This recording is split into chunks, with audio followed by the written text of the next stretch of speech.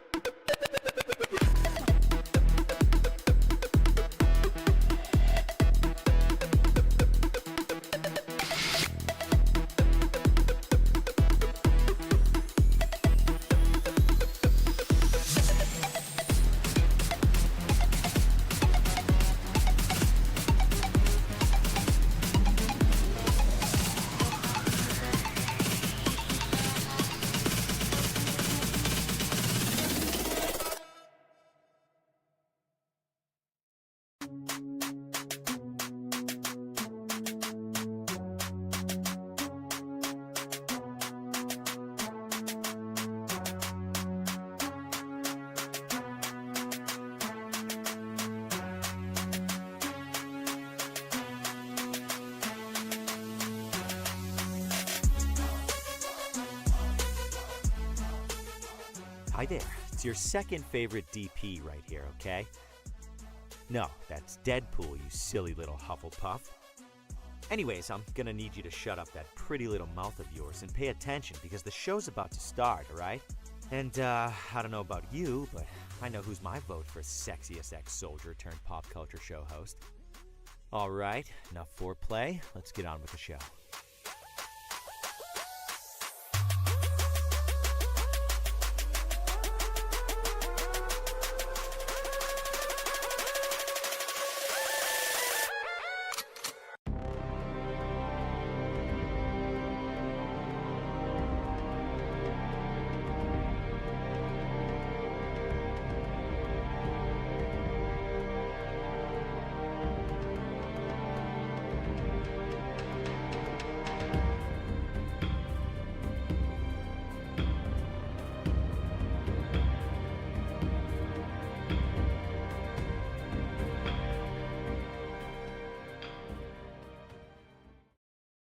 Broadcasting live from the basement of a Pentagon. This is WTF Nation Radio.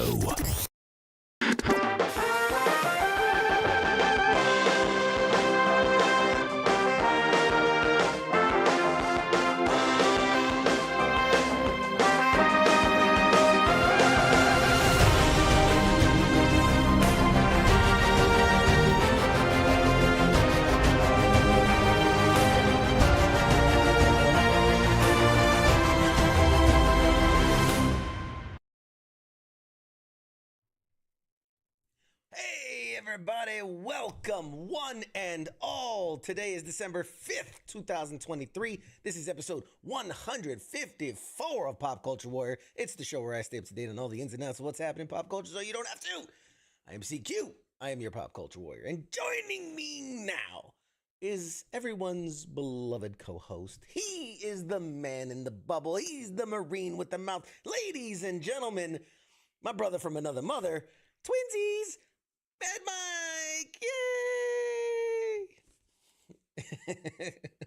Totally twinsies. I see you got the memo. I like it. Where's your CQ hat, man? You got to get your CQ hat out. Yeah, there you go. You got an Eminem. I'm going to get you an Eminem hat. Hey, everybody. Thanks for joining.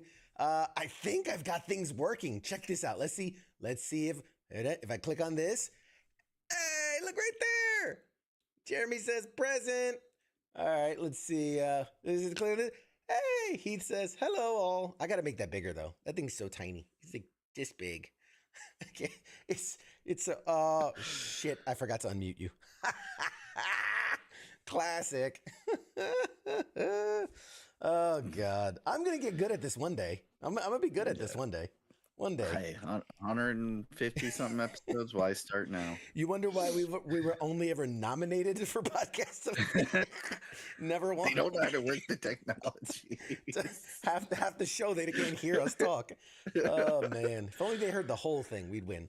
Angry Elf. Well, we have a good time. Angry Elf says, "Did you make him wear that shirt?" Oh, there's an emoji floating through the screen. Made me buy it. Random emojis.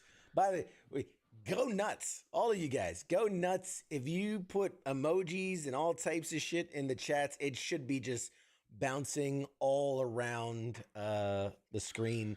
I think I finally fixed everything. It's working. We can see things now. That was such a pain in the ass, I'll tell you what. But back to the script. Hey, Jim says hello from the Oregon coast. I'm gonna work on that. That's the next thing I'm gonna do. I'm gonna make this box bigger. So it's just don't expect it to work next week. Got it. I got it bigger, but now it doesn't show up again. You know what? We do this shit live. I don't give a fuck. Hang on. Let's see if I can do this. Ready? How's that? Oh, there we go. Is that better? Yeah, that's good. Is that better? Okay. All right. There you go. See, so now it pops up. Hey, they match. How cute. All right, there you go. We didn't plan it, you know. We didn't plan it. Nah, unfortunately. I wish. Soulmates. Let's see. Besties. So, tonight, if you saw the preview, we've got joining with us Jason Narvy. Now, if that's a name you don't recognize, that's okay. He's not widely known by name. But if I said Bulk and Skull from the Mighty Morphin Power Rangers, most people our age would know exactly who that is. So Skull, the thinner of the two, that's Jason Narvy. He's going to be joining us tonight. Dude's awesome.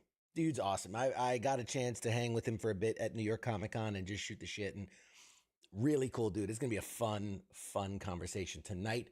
I am ready for that conversation. Quick shout out before we get rolling.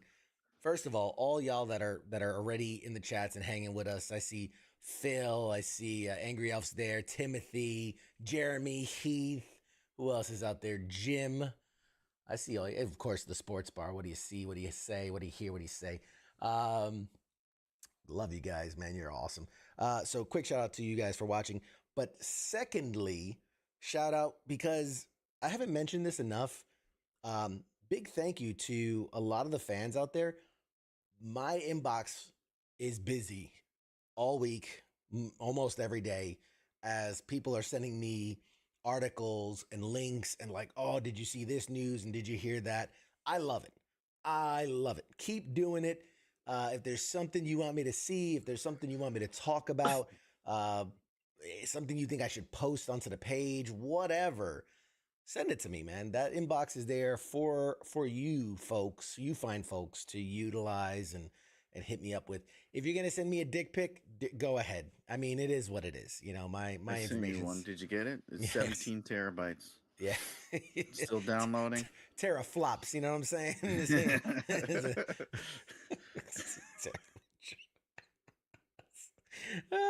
a terrible joke. Yes, Scott. He says, we going to talk about that GTA 6 trailer? Yes, we're going to talk about that. We're absolutely going to talk about that. But a couple quick housekeeping notes. Saving money for that game. Yeah. Yeah, well, you got a lot of time apparently because you got another whole year and a half till it comes out. That's right. No, $1,500 by the time that comes out. it comes with the Xbox 7. Yeah, basically. So what else is it? Oh, we do have the Patreon giveaway running currently. I'm gonna just put out there that for those that were here last week, I shot a promo live, edited it up, edited it. I edited it. I edited it, and I'm pretty sure that's right. And put it out across all social media. So it's on TikTok, it's on Insta, it's on Facebook, it's everywhere. YouTube Shorts. That clip has been seen no less than collectively, it's got to be up where in the 60,000 times collectively across all the social media. That being said, only 2 more people have joined the Patreon. Take it. I thought that saying I'm going to give away an Avengers poster signed by Robert Downey Jr. for as little as $3, really thought there'd be a lot more takers. Gonna say, really thought there'd be a lot more takers. So, if you're one of our Patreon supporters, first of all, thank you. Second of all, you've got a really high likelihood of winning yourself an Avengers poster because there's no one else competing. It takes time for this stuff to go over to China and the Russias. Russia's currently in the middle of something. They don't have time to monitor, the peons on the internet to freaking, whatever they do, spam you and steal all your stuff. Yeah. So I mean, just putting it out there. People probably forgot who it is. Who's Robert Downey Jr.? If you really want to win a Robert Downey Jr. signed poster, I don't know, get some friends and family members, create some other accounts, whatever. $3. $3 is the entry fee. Like that. I mean, it's not even the entry fee. It's just that's the lowest tier membership. I gotta admit, I thought 10. At least, but 2, I mean, it is what it is. And I think one of them I know personally. So, I mean, hey, I can only put it out there. It is what it is. What are we gonna do? He says, "I hope I'm still on Patreon. I got kicked out and bank account cleared out. It wasn't from me." If I was clearing out bank accounts, I wouldn't be here.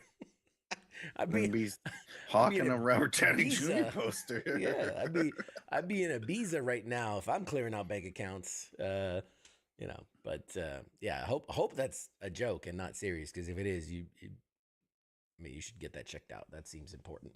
You don't use your debit card when you're, it's registering for porn sites online. Yeah, you definitely don't want to do that. So that giveaway is still live. It's still happening. You've got the entire month of December. If you're not a Patreon subscriber, you got the entire month of December to hop on the bandwagon for as little as $3 and have a chance to win. At this point, it's like a 1 in 13 chance.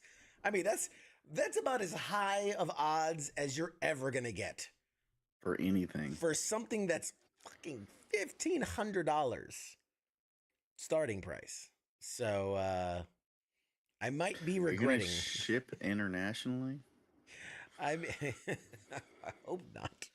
Oh man. Oh god. I got 2 subscribers, and the person that won is like, I don't know, somewhere far. That'll be great. Yes, Australia. Flying to the like $150 to ship a poster that I mean nothing. Oh god, I'm gonna lose. If we don't do any more giveaways, you'll know why. Let's see. The sports bar says we're not on CQ's Patreon because we need to borrow about $350 from someone. Goddamn Loch Ness monster. No, fair enough. Fair enough. Speaking of giveaways, 'tis the season. Mike, why aren't you dressed up for the occasion? Hang on a second. I can fix that. There you go. Now you're ready for the Look at season. you working the special effects. Oh man, you know what? But something's missing. If we're gonna be doing giveaways and shit like that, I think. There we go. That's much Nice. better. Oh, you're so cute. You're so cute in your little Santa hat and wreath. Oh man, I'm having way too much fun with this. Turn it down a little there. There you go. There you Now go. it looks Fit a the little better. like you stand all erect. You're like, oh yeah. Gotta get in my hat. What is it? At this point, I'm dead serious thinking about creating other accounts on the Patreon to sign up myself so that I can increase Send my it out odds to of winning it back. somebody. It'll be cheaper to The create one guy 10 in Zingzhou, China's still gonna win it, and you're gonna have to send that shit. Send it via boat, and you'll get it in 6 to 9 months. Oh man.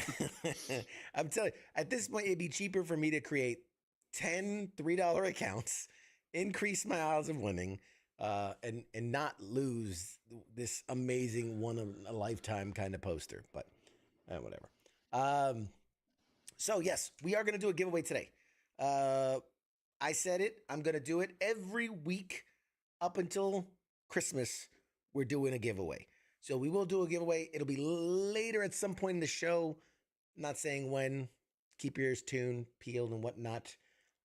You'll know it's coming because the Santa hat will fall from the sky, and You can do like a code word or yes, something. we'll like, do we'll code do word jingle balls. jingle balls all the way, and it'll be a cool prize. Not the real box. code word. Yeah, it'll be a cool prize box, and then exciting. I can announce next week. We've got the CEO and CCO of Squanch Games joining us. They're the company that made the recent High on Life video game, and then also I'm going to talk about the DLC High on Knife. Great game, super fun, and they've given me some codes for free copies of the game. So Merry Christmas, y'all. Next week we're gonna do some giveaway codes that covers Xbox, PlayStation, Steam online PC, Epic Games online PC. So codes for the game, codes for the DLC. Yeah, it is what's up. You got It Super is. Nintendo or I don't think it's on Nintendo. Sega no. Genesis? I don't think it's on Nintendo. No, sorry. All right, The I guess I won't play it. N64. Got that Commodore 64 going? No, unfortunately not. We'll ask them while they're live. Why didn't they port it over to the Sega Genesis? And they're letting the fans down. So, all right, what else? So that's giveaways. That's game codes. Obviously, you see the new. Look at this. Oh, is it? There's a little emojis. There's a little pop up with the emojis. Hello, Jenny, recent subscriber to the Patreon. Appreciate you. I see. There you go. Hey, you gotta do what you gotta do, man. People want to win. People want to win them Hey, prizes. are you gonna add these people to the scroller thing, or they have to? How long does you have to subscribe till you get on the little bar on the bottom? Hey, of the it's screen? very clear. It's in. If you look at the tiers, it's very clear. $3 gets you in, but with this level 2 and that level 3, that's where you start getting the big perks. So But you get if on you'll the notice, ticker. yes, to get on the ticker, to get on the end screen where it says "Thank you to our patrons" and list your names, you'll notice it's Avengers and what's the other? Guardians, not Defenders. Ain't nobody. I love my Defenders, but they ain't gonna get the credit. They're not gonna get the credit. So sorry about that. So yeah, so that's all the updates. That's what's been going on. Lots of new features. When we go to break, we're going to do this show, we're going to do next week's show, and then a final show on the 19th. Then we're going to take a nice long break for the holiday season. Still debating on if we're going to come back January 2nd and be the first show out of the new year, or if we take that week off as well and come back the following week. I don't know. Me and Mad Mike, we're going to discuss and see if we need a nice long vacation. But I do plan on putting some new flourishes, some new touches, some new graphics, some new music. I got something that I've been working on in the background that's pretty fucking dope. If I do say so myself, I'm very excited about. So that'll be cool. Yeah, so excited to share that with you guys as well. So, all that said, Mad Mike, are you excited? Because I'm excited. I'm high on an energy drink right now, Can if you not can't tell. tell how excited I am? I think everyone else can. Everyone, you can Known feel. fact that I just, explode happiness and excitement. You can just see it's dripping. It's I'm like the literally. sun of excitement. And the rest of the solar system just feeds off my excitement. Yes, definitely. Now all I really want is to create like a little animated GIF of your bubble like dripping. Like I just need, every time you get excited, I'm gonna hit the Bet you button. want me to drip on you? You It's just freak. gonna start dripping. I'm like, oh my god, he's so excited, he's wet himself. The things I do just for me. They're literally, these things are just for me. No one else cares. With that said, okay, let's talk about some of the news of the week because some shit went down this week. Toilet, hopefully. No one gets your jokes except me. What was I? Where's my notes? There it is. Okay. First up, it's been mentioned already. It's probably the hottest item of the week, but we're gonna go ahead and we're gonna play the GTA 6 trailer. This is something that has been. You realize it's been 10 plus years since GTA 5 came out? 10 years. 2 console generations since GTA 5, right? Don't get me wrong. It's made more money than Jesus. It's still making money to this day. Good for them. But this is something that's obviously been highly anticipated for a long time. We've had leaks that came out earlier. We had trailer leaks that came out earlier. People were freaking out because it looked like ass. But then again, they went ahead and said, like, this isn't the polished version. It's still in work. This trailer is the polished version, as up to today's standards. I'm sure in the next year and a half, it'll receive more polish. But let's go ahead and play that trailer for you guys. And then we'll discuss, because I have thoughts. I have real thoughts. Where the did I put it? There it is. All right. With that said, let's check out the GTA 6 trailer now.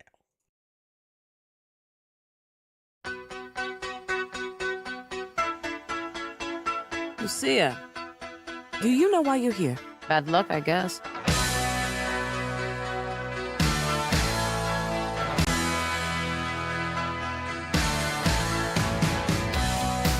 There was a girl I knew.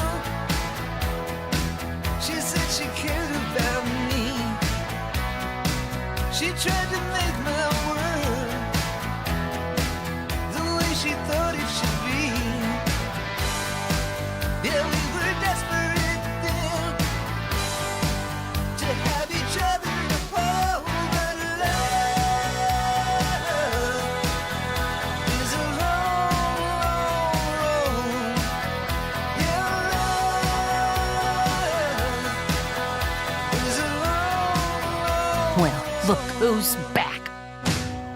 The only way we're gonna get through this is by sticking together, being a team.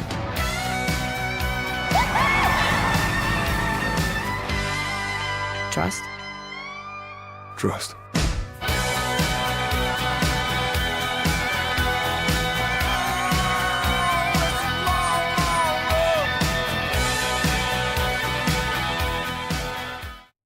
There you go. Coming 2025.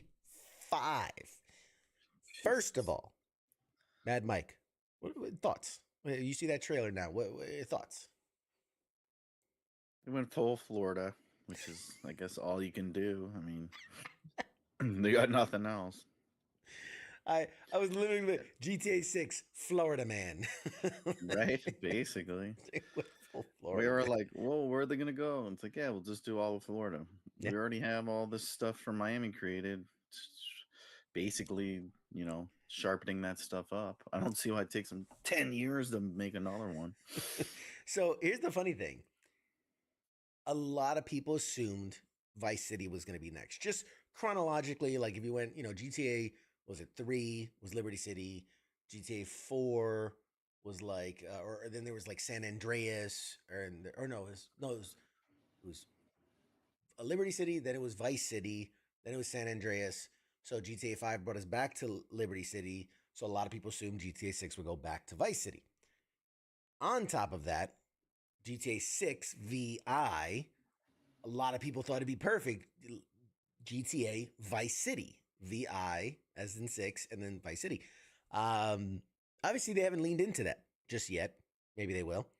The other thing about it is because while most people rightly assumed Vice City would be a big part of it, they've gone on record saying, yeah, Vice City is just one small city in this map. Like this, it would be the equivalent of the state of Florida, and Vice City is just Miami. Like, they said this is going to be, obviously bigger than anything they've ever done before. You will literally, I think the state, they called it like Leona, something like that. But that's the name of the state. And then Vice City is just one small city within that, which I guess is why they didn't call it GTA Vice City, because it's much bigger than that. Yeah. I mean, graphically, I think it's pretty obvious. I mean, it's stunning. I've watched the trailer multiple times now. It is by far and away graphically. There were certain shots where I was like, damn, man, like that looks like footage. That looks like somebody shot that footage. Obviously, but it's all computer generated. Now, we've been fooled before, right? In that the trailer looks way better than what the game looks like in reality.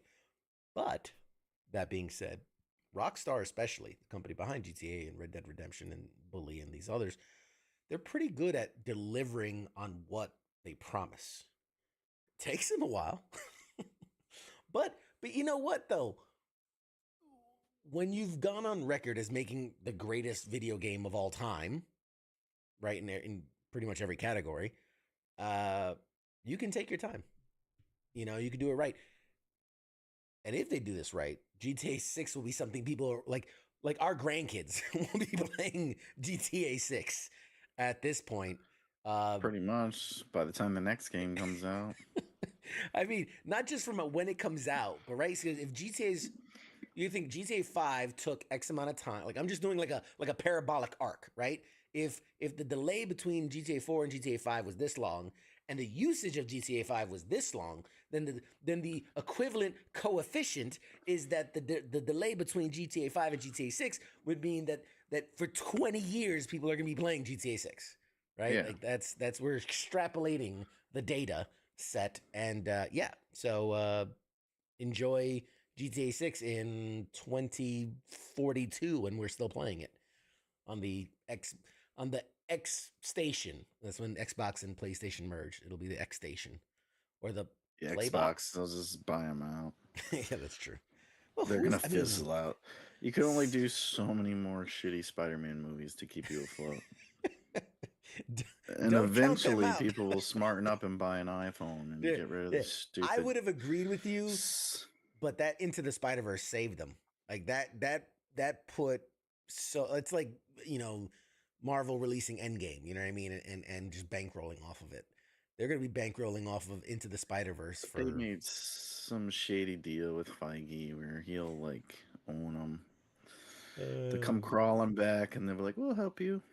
GTA 5 has lasted longer than some relationships. Some, I'd argue, most people. GTA 5 is the most popular thing there is.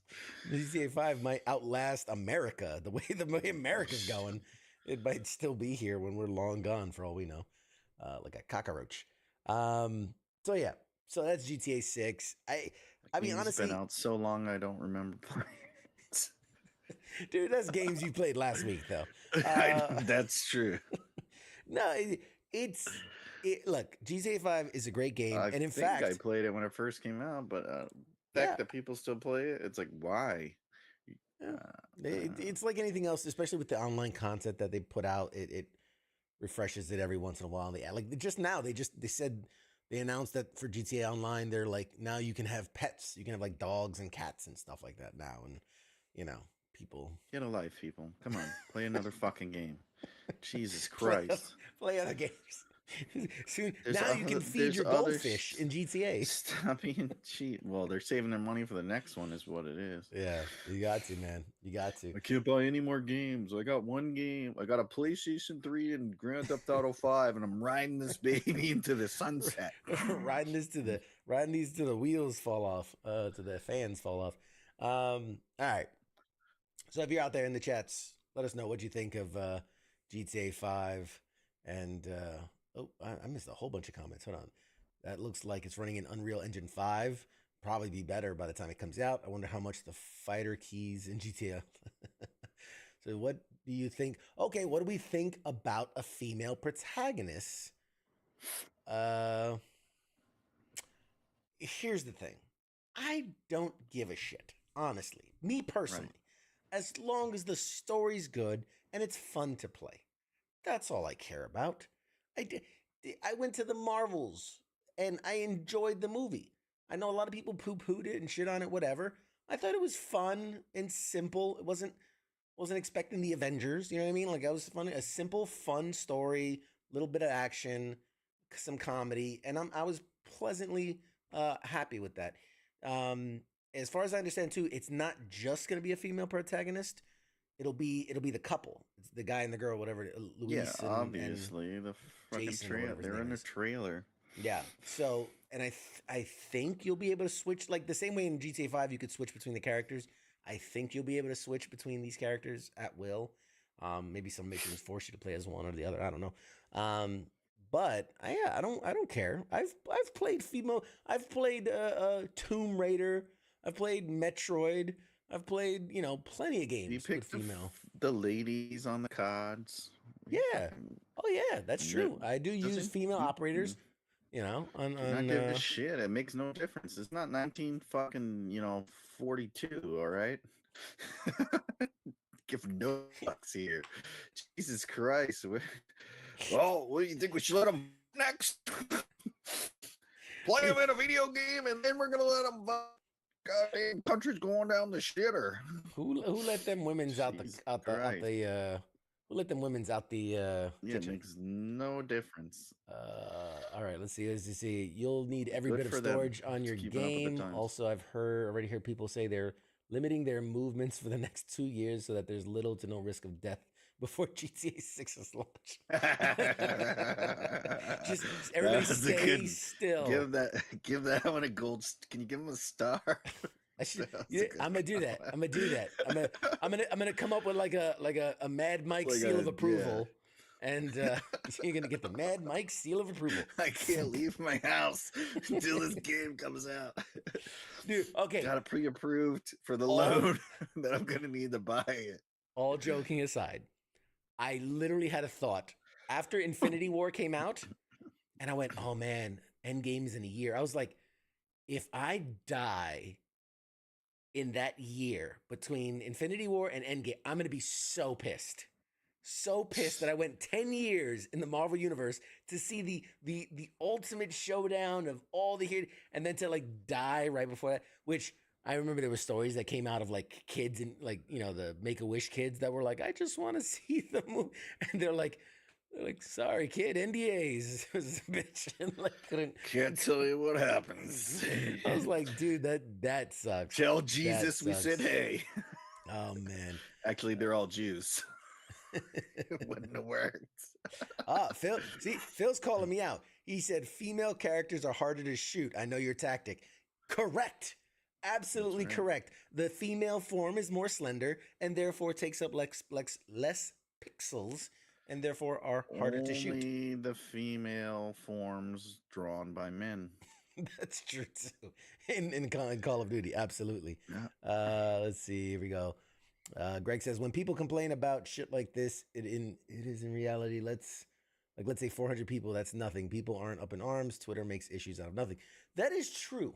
That is true. Like the idea that like you give people this platform, and what happens is the majority of people are just like, okay, and they're fine with it. Hold on. Yeah. But then you give that small minority a platform that attracts other idiots, and they They're like, collectively, "Oh, I think I'm doing good too." yeah, they collectively sound off, and it makes it seem like this big angry mob when in reality it's a small minority of people. It's a subsect of people.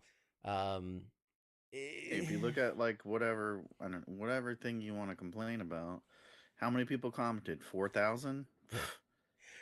it's so funny. I had this How argument many with my people wife. comment on our videos? Like at least 1,500, and we're like a fucking tiny chunk Yeah, in the universe. absolutely. That's like them being like, "Oh my god, Mad Mike and CQ fucking think GTA 6 is garbage," and then they Hot cancel the whole garbage. Who's gonna game. play as a woman? They're gonna be Oh, distracted by their tatas the whole oh time. yeah, we can't believe it. Don't say that. Now we're gonna get fucking canceled. Damn it.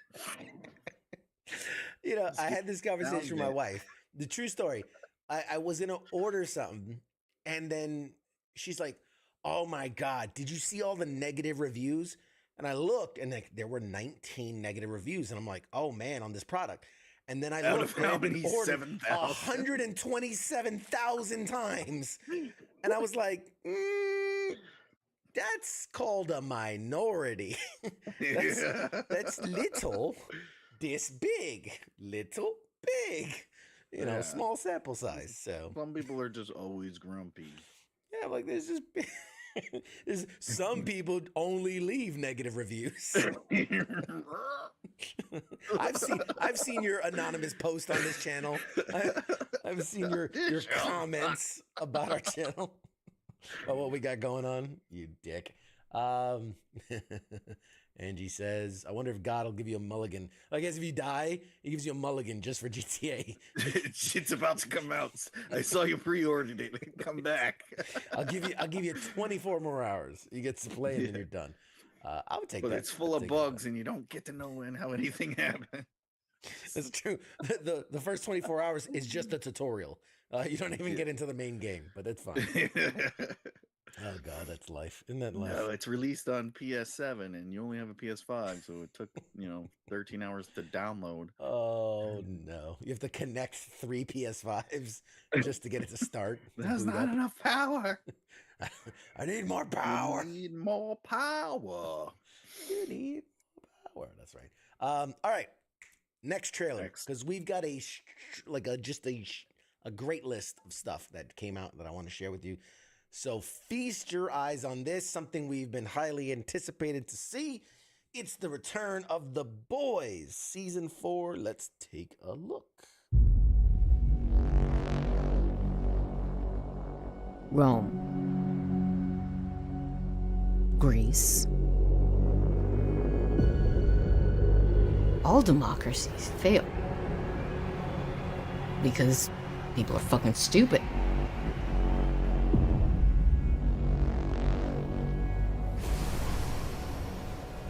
But if you crush the masses, who builds your monuments? Who tongues your taint? The people will tear it apart themselves. You just gotta nudge them a little. Then you get to swoop in, be the one saving it. Like Caesar. Like Caesar. Don't worry. If there's hell below,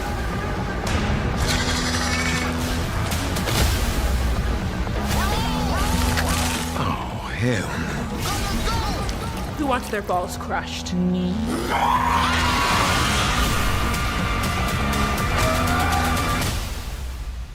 Your team. What's your code name again? The Boys. Oof. Who came up with that shit?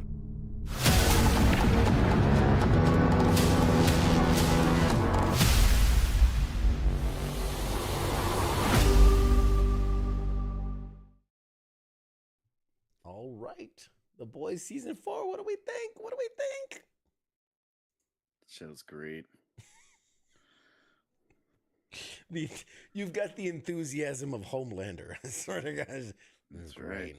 So good. Next year, I'm assuming sometime, or we're gonna wait till 2025. Nah, I definitely next year. Definitely next year. That Since is they're not for gonna sure. have nothing else next year. No, a couple products, couple projects. It's funny enough. I don't think it's 2024 that's going to be really impacted. I actually think, well, for the stuff that's been in process, right? So these things that are special effects heavy, like they've been in work since before, and in fact, like during the shutdown, VFX artists were still working, right? Writers were out, actors were out, but anything that was already shot and ready, like they just had time to polish up Yeah, because those people are. yeah, Negan's crossing over is what he says. Oh, You can't read that. I think it's A-N. Yeah, Negan, A-N, yeah. Yeah, That was like a dragon name. Anyways. Negan. But those guys are like basically, slaves. Those guys are like so overworked, like highly worked, highly underpaid as it is. overly worked. It's like, oh my god, they're literally like got 17 screens and they got like, 5 pencils in each hand. They're just like By the way, I'm clipping that because all I just see is you doing this.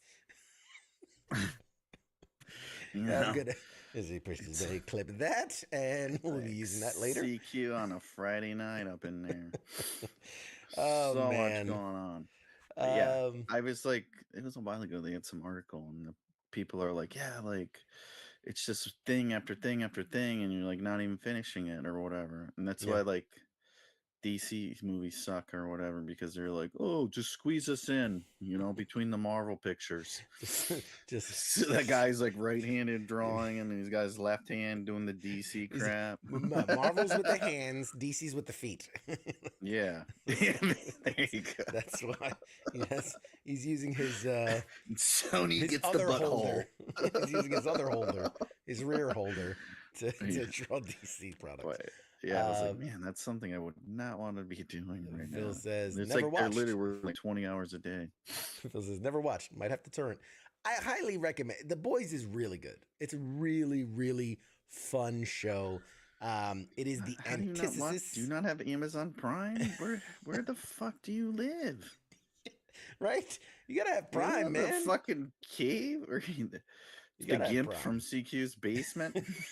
You let him out of the box for the show. I give him just a tablet to watch the show. It's not even connected to the internet. He just gets a live You're not feed. supposed to have internet. You're not supposed to have common access. Anyway, but yeah, no, The Boys, great show, great show. Love where it's going. Love that they're bringing what's his name, Dean Morgan, Jeffrey Dean Morgan onto the show because he just plays such a good, like, badass. Anthony Starr, who plays Homelander, my God, is just like perfect for Homelander. He is so perfect for Homelander. I was watching an interview. Movie coming out looks pretty good too. I was watching an interview he did, and he was talking about. He goes, I get asked all the time about the Homelander stare. That look of like, I will destroy you, I will murder you. And he goes, people always ask me, how do I do that? And my response is, I have no idea what you're talking about. He's like, that's just my face. He's like, I'm not doing anything special. I don't have a look. He goes, that apparently is just people telling me I have a very angry face. Because he's like, I just say the lines and I don't, but I'm like, he just very like intense, way about him. I get the same thing. They're like, why do you disapprove of CQ so much? And it's like, no, that's just my fucking face, man. Jesus Christ. Why do you hate why do you hate being I have such a judgmental so much? face? Like, no, like it's just me. My attitude, yes, but my face, that's just my face. I'm always a dick, but that's just my face. This is me trying to hide it. What are you talking about? Anyway. I'm super excited to be here. So excited to be here. So that's The Boys season 4 coming. I think that was March. I think they said April. It said coming soon. Yeah, it is in March or April, somewhere in there. You get 5 episodes of that, you think? I That's the think a thing I solid hate. Like, six. like a season. I remember I miss when a season used to be like minimum 12 episodes. Yeah, No, it's I like think next season and it's like 2.3 episodes. yeah. It's like Our, what? our next limited run series. And You're now like, wait, what? and then you want to add commercials in it. It's like, jeez, you try watching stuff on Paramount now. It's like only plays the commercials. The app's so fucked Oh, up right now. that is a great segue. Constantly glitching. Like it's so frustrating. I'm like, I'm As just trying to usual, watch past Reeves, and all I get to watch is the commercial. full send. Great segue. Speaking of Paramount, let's take a look at our next trailer for Halo Season 2 on Paramount Plus. You deserve the truth.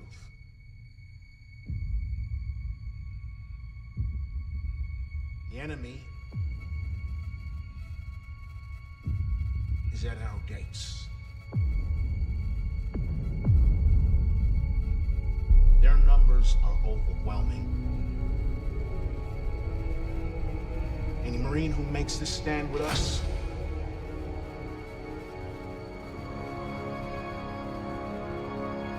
will not survive the day. For every moment that we hold the enemy at bay, more innocent people can escape. When they do, they will go forth and tell the story that you write today. You will be remembered. Remembered.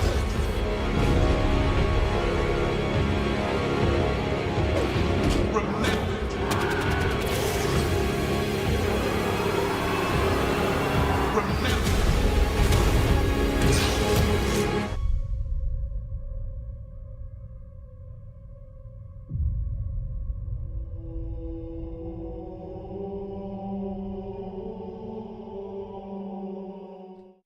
There you go. Halo Season 2, February 8th, 2024. Man. Wow. How are we feeling about Halo? How are we feeling, Mad Mike? What are your thoughts? I saw the one trailer on the freaking thing that worked when I was trying to watch something I wanted to watch, but it looks good. I didn't watch season 1, so I don't know. Shame. I didn't have Paramount Plus when it came out. If they had Yellowstone back then, I probably would have had it. I probably would have watched it, but it wasn't worth the $6.99 at the time. Yeah. Yeah, I think I paid like But $3. now I'm like, I gotta go back and watch it. Plus, there's nobody in it that I care. Like, It's one of those things. got no actors in it. Yeah, it's interesting to me because It's like Twisted Metal. It's like, are you gonna buy Peacock to watch Twisted Metal? No. I'll buy it to watch Ghosts. I did, but I had Peacock from a while back, so I didn't Yeah, because it was like $5 for a year when it came out. so cheap. I think I got it free when I bought included. Paramount. It's like included with Xfinity. Yeah. Yeah, I mean, this I think will be the make or break for Halo because season 1 had a lot of like, it was 50-50, right? There's a lot of people that said, hey, they didn't give us what we wanted, right? They didn't give us a faithful adaptation of the Halo series that we know and love. But then a lot of people said, like, hey, they took Halo and they went a different direction with it, but it's still characters, it's still more or less the same. It's just not in the way that you remember, you enjoyed it or whatever. The game, it's not the game canon. It's just its own thing. And for those people that could just enjoy that, they enjoy, like I said, it was good. I think season 2 is make or break for them because it gives you an opportunity. Okay, what did we do right? What did people like? And what did we do wrong? What people did not like? And you do your best to make those corrections and the course corrections. And if people don't like it, it will be done. Like the amount of money that they're putting into that property right now, it's considered one of the 10 poles for Paramount Plus, which is crazy to think. It's like saying, Good Burger is the tent pole for Nickelodeon. It's like, wait, what? It's on. Isn't it on Paramount? It's on Paramount or Peacock for One free. of those. Yeah. But no, because it's like the first season. You gotta think first season. They don't have money. They put a little, and they're hoping like maybe they'll do just enough to get a second season, and then they're gonna throw a bunch of money at it and then give you what you want. It's not gonna give you everything right off the bat, and then have to spend $300 million on a show that people won't watch or people they won't get subscribers. It's like we got decent subscribers now. Let's give them a little piece, get some extras. We got the Kevin Costners leaving Yellowstones. We need to fill that gap. Yeah. And To Scott buy had said, time for the Matthew McConaughey's to come over. Scott said, not my chief. My chief wouldn't have emotional issues and try to kill their mother figure. I mean, to each their own. To each their own. You don't know. I don't know. Navy's all weird. That's what happens when you take off your helmet, man. Drives you crazy. Yeah. Can't take it off. Mando, you can't take that shit off, bro. This is the way. Let's see. We got one more trailer for you guys. Let's see if I can find. Where did I put you? Good Burger 2. You're welcome. Good Burger. The teaser trailer for Good Burger 3. No, something that I have been so excited for, hotly anticipated. I called it when it was announced. I called it when they said who was going to be in it and what they were doing. And I said, I think this will be it. This, if you think back in the day, like Walking Dead, set the tone for kind of like an adaptation. And then, like The Boys nailed it. And there's certain shows that just really crushed their adaptations. Invincible on Amazon Prime, fucking phenomenal. I think this might set a new benchmark, a new standard for TV adaptions, series adaptions, especially in the realm of video games. So please sit back, enjoy, watch the teaser trailer for the new Fallout TV series.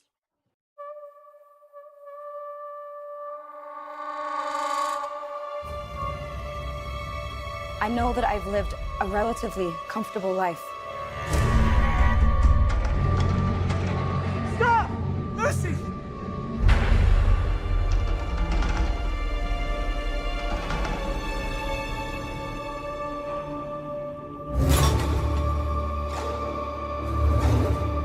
You need to go home. Vault dwellers are an endangered species. I do not think you would be willing to do what it takes to survive up here.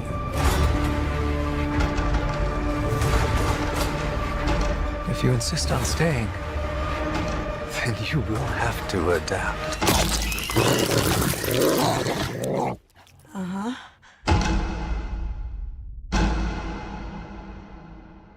I don't want to see tomorrow unless I see it with. Tomorrow, so they say, will be a lovely day. A bright new sun will suddenly break through. But I don't want to see tomorrow unless I see it with you.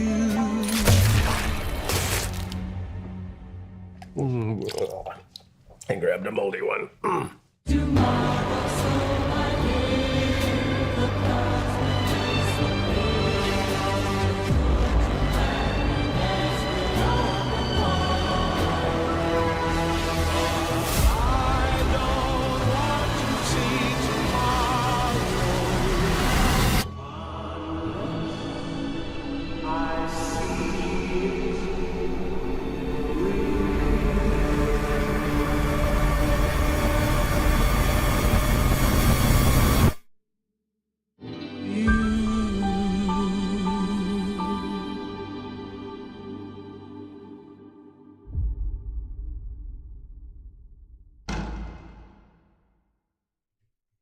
Oh my God, April 12th can't get here soon enough. Ugh. Oh man, does that not look good? Does that not just look absolutely incredible? Prime knows what's up. I'm just gonna cancel everything else and just have Prime. I love what they're doing. Like, from the acclaimed, creator of the series to the Todd Howard to, the studio that brought you The Boys and 2-day Prime shipping. Like, that's just so funny. That, like, the humor is so, you can tell this is made by someone who gets it, who knows the material. Who's played the damn game? He's played the goddamn game and is enjoying. No, Gets somebody's the just like, humor. video games. What's that? Like, I oh my played God. them. I played Pac-Man. Remember what was it? Was it like, I think it was like the Resident Evil series where the guy's like, nope, never played it, but I get it. I get the gist of it. And it's like, no, Gist.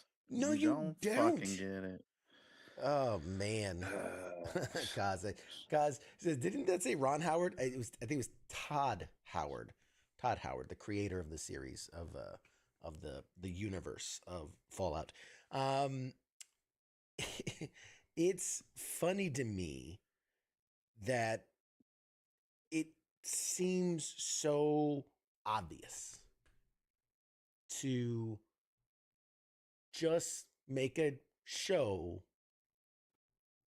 the way the game is. Like, it's easy. They did a fucking great job with the game. Why not just adapt it to a movie? Some of the games are really well written and really well executed. It's like all you have to do is just fucking put it on a movie and people will pay to watch it. Like the set designs, the costumes, the props, the humor. It was all there. It's all there. The balance of like hope and just like absolute horror and like just how bring it to normal life it is. as good as you can, and it'll be a hit. It looks fucking easy. So good. I'm on board, man. I'm on board. I hope that, like somebody had put, they're just gonna ruin it like The Witcher. I hope that's not the case. I really do. I really, really do. Obviously, it's a new story. They're not rehashing a story that's been told, but the key elements are there.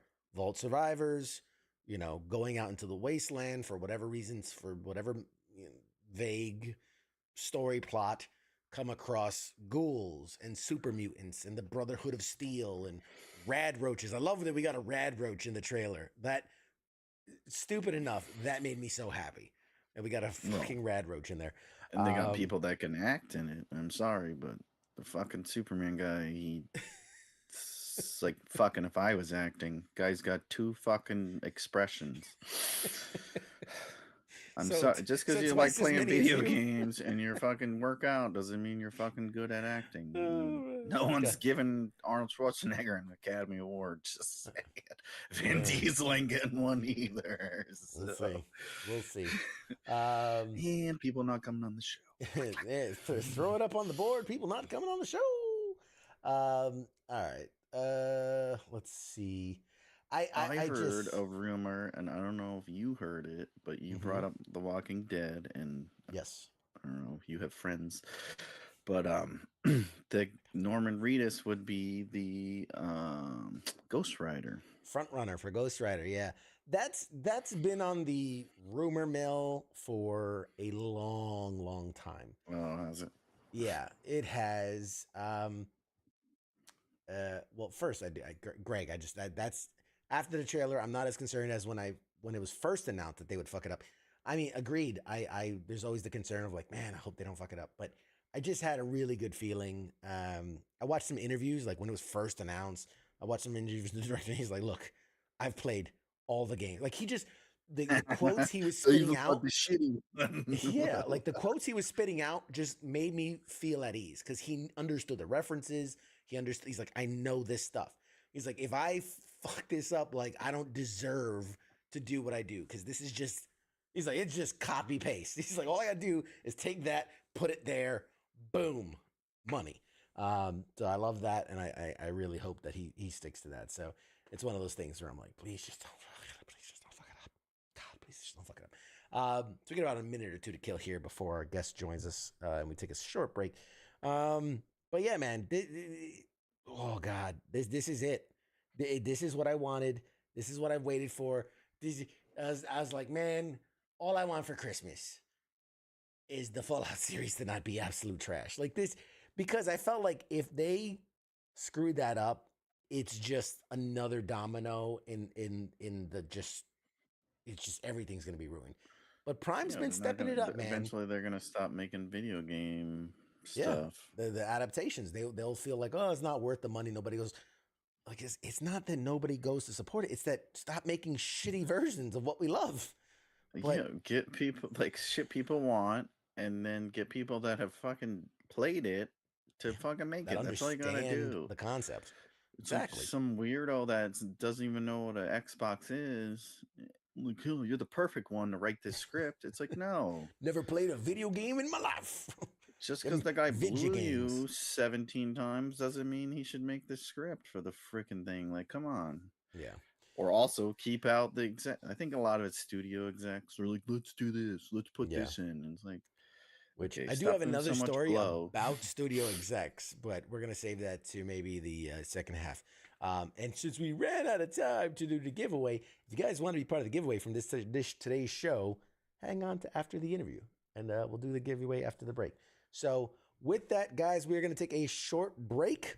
When we come back, God willing, we'll have our guest joining us, and we'll talk all about his illustrious career, and then more show after that.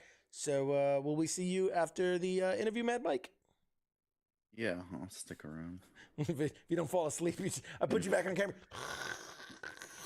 and just drooling on yourself. Go pound an energy drink or something, and we'll see you on the other side. But all right, with that, guys, we'll take a short break, and we'll be back with more right after this. Stay tuned. Shots.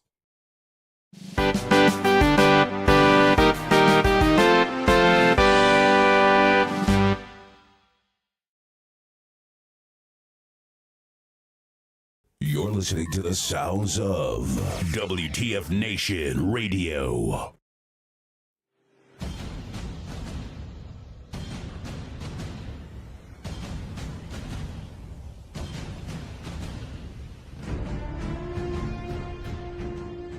Hey, you there? Yeah, it is right, you. Let me ask you something, right? Where the hell do you think that you're going? Oh, would you think because the show's going to commercial that means you get to just walk away? Well, CQ asked me to pass on the little message, alright? And it says, I'll be back.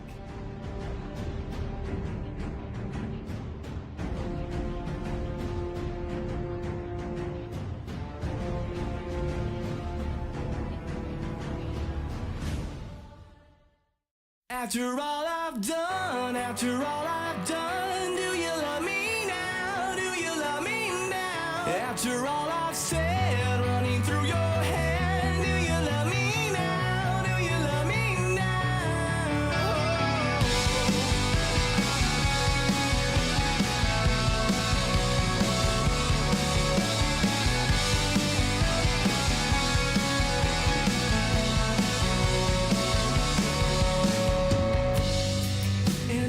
told you everything, I bet you cry and run away.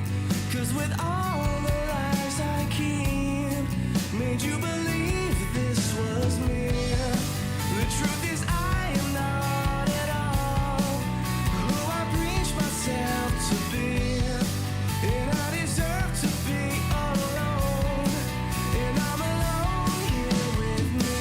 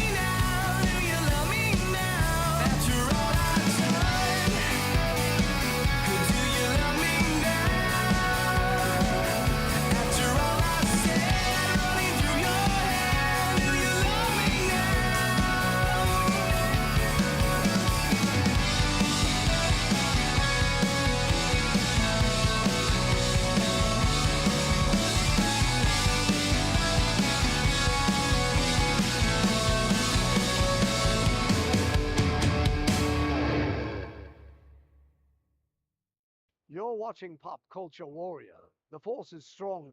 They have the high ground.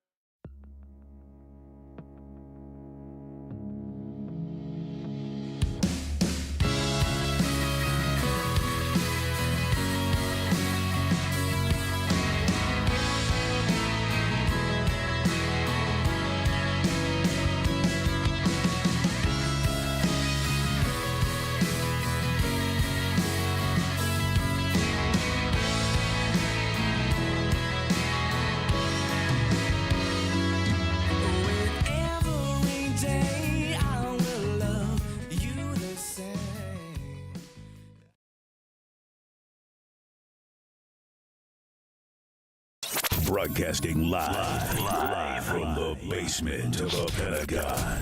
This is WTF Nation Radio.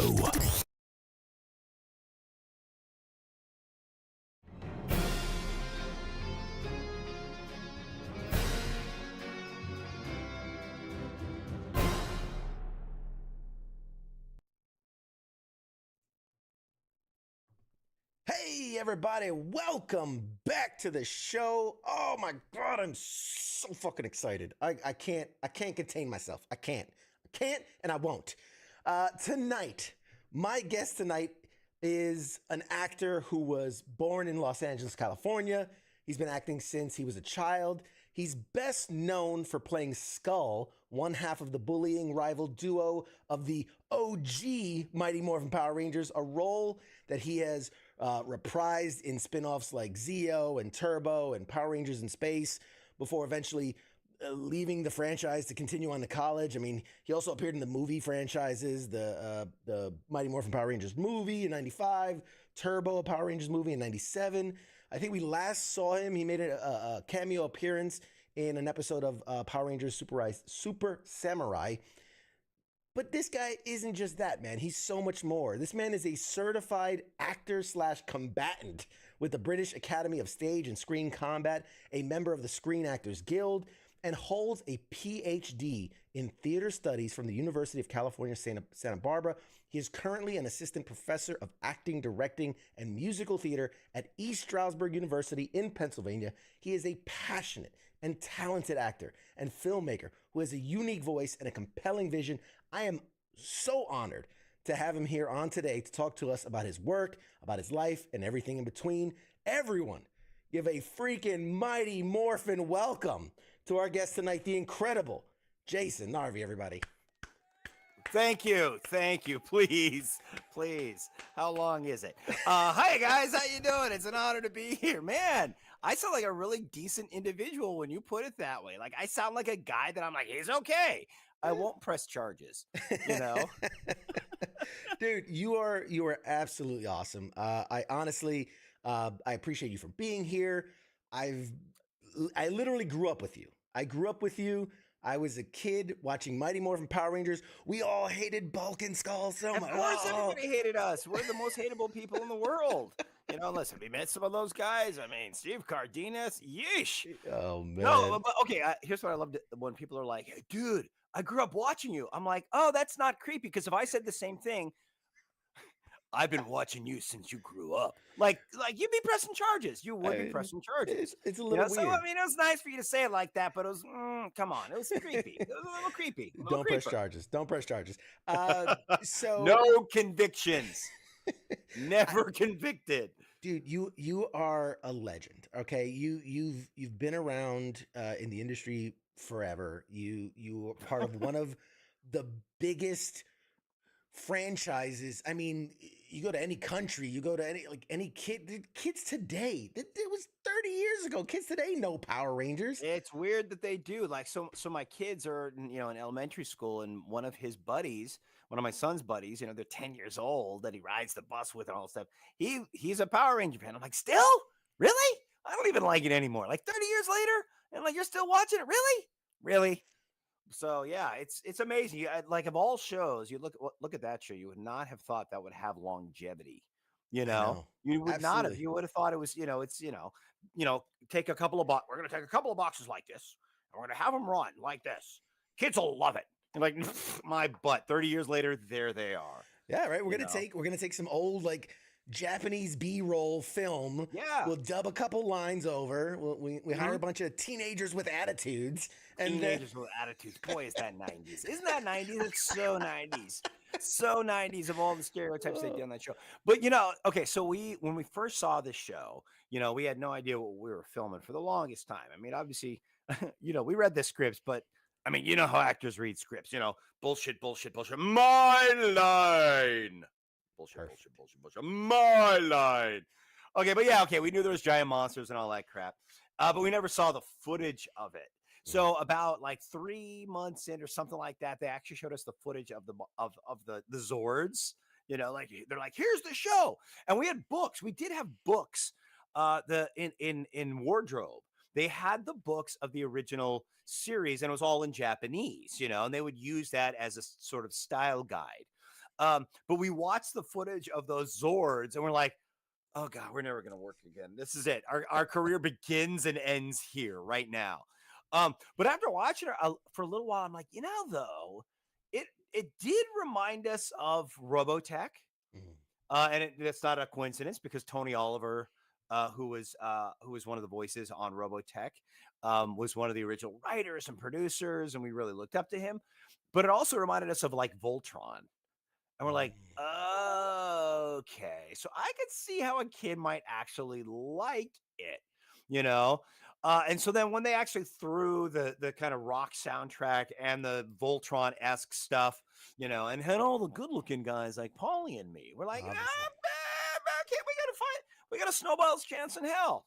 I mean, they say, and I've talked to directors, I've talked to writers, heroes are only as strong and as endearing as their villains, right? Yeah, you know what we used to say?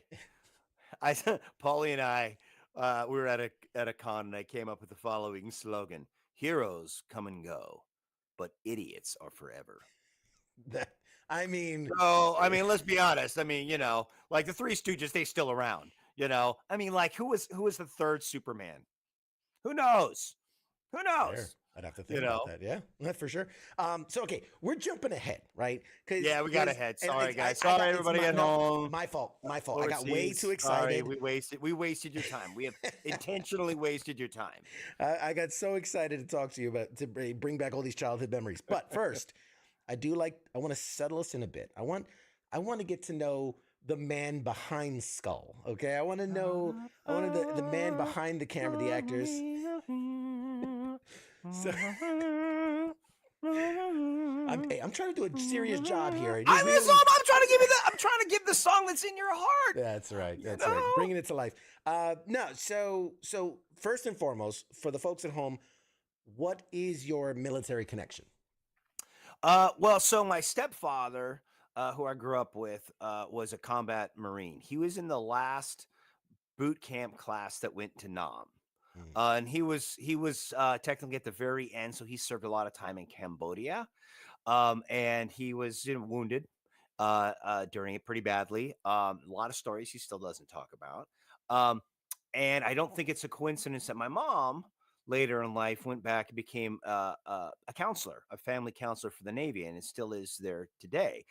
So we grew up not terribly far from Port Hueneme, in recent years, I got really lucky as an actor. I worked with the USS Indianapolis Survivors group. We had done, this is kind of a cool story. So there's a lot of people talking about it again now, but for the longest time, the only way, are you familiar with the Indianapolis? Oh yeah, absolutely. Okay. Yeah, of course you are. Everybody that knows, but the general public doesn't, and so for our viewers at home or wherever you are, it was the cruiser during World War II that actually brought the bomb overseas to Hiroshima. That's another military connection. Everybody on my dad's side, they were Jewish, and they all signed up. They really wanted to kick Hitler's ass. All of them. And in a family of, God, how many sons were there? There was like 12 kids in that family, and like all of them went off to war, and all of them somehow came back safe. Wow. But I digress. But that being said, so the Indy had brought the bomb, little boy, or was it big boy, overseas. And then nobody on the ship actually knew what they were doing. They just knew they had an important cargo. They dropped it off. And then they went off basically to training, to drills in preparation for what they thought was going to be a land assault of Japan. Obviously, they didn't know they had delivered the secret weapon. On their way to the training grounds, they were sunk. I think it was about just under 1,200 went in, were on the ship. 900 went in the water. 300 came out. My numbers, I'm throwing them quickly.